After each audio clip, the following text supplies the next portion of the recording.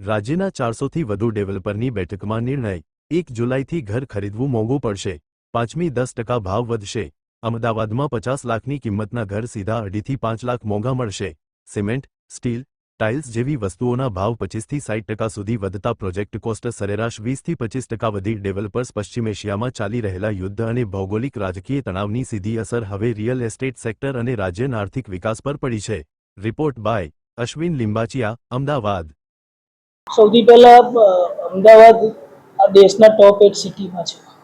ટોપ 8 સિટીમાં આજે બી અમદાવાદ સૌથી સસ્તું છે in terms of real estate. It is not about કે મટીરિયલના કારણે છે. લેન્ડ આપણે ત્યાં જે રીતે છે ને આપણી ટીપી સ્કીમની જે વ્યાખ્યાઓ છે એને કારણે આપણે ત્યાં મકાનો હજી બી સસ્તા મળી રહ્યા છે.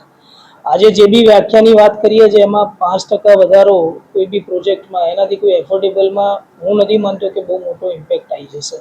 ઇમ્પેક્ટ ના આવે એટલા માટે યુનાનિમસલી અમે બધા ભેગા કરીને, કારણ કે માગણી તો લોકોની એવી હોઈ શકે છે કે પોસાતું નથી, એક સાથે 15% વધારી દો, એક સાથે 20% વધારી દો. બધાને સાંભળ્યા પછી આ એક ક્યુમ્યુલેટિવ એફર્ટથી કન્વિન્સ કરવામાં આવ્યા છે કે કોઈ બી ઇન્ડસ્ટ્રી આ રીતે લાંબુ સસ્ટેન ના કરી શકે. એટલે આપણે એકવાર મિનિમમ 5% અને મેક્સિમમ 10% એ દરેક એના પ્રોજેક્ટ પ્રમાણે નક્કી કરે, પણ 5%થી ઓછું કોઈને પોસાય એવું નથી, એટલા માટે 5% જ વધારવાની વાત કરશે. આ એક વસ્તુ થઈ. બીજું તમે બોલ્યું એફોર્ડેબલ અને રીડેવલપમેન્ટની વાત કરી.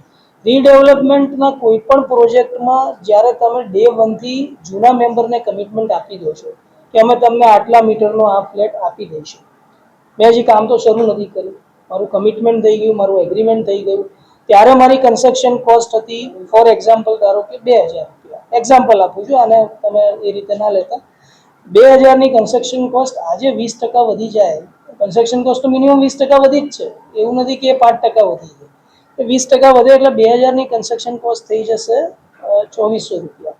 એ જ રીતે રીડેવલપમેન્ટ સિવાય આઇકોનિક બિલ્ડિંગ હોય અમદાવાદમાં જે 35 માળના બધા બને છે, એની કન્સ્ટ્રક્શન કોસ્ટ મિનિમમ 3500-4000 રૂપિયા આવતી હોય છે.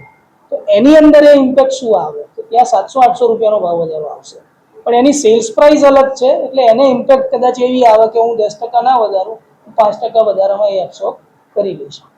તો રીડેવલપમેન્ટ થવાથી જે રીડેવલપમેન્ટમાં વધારાના યુનિટ બને છે એ ડેવલપર ઉપર લોડ વધારશે, એ ડેવલપરની પ્રોજેક્ટની ફિઝિબિલિટીને થોડું ડિસ્ટર્બ કરી શકે છે.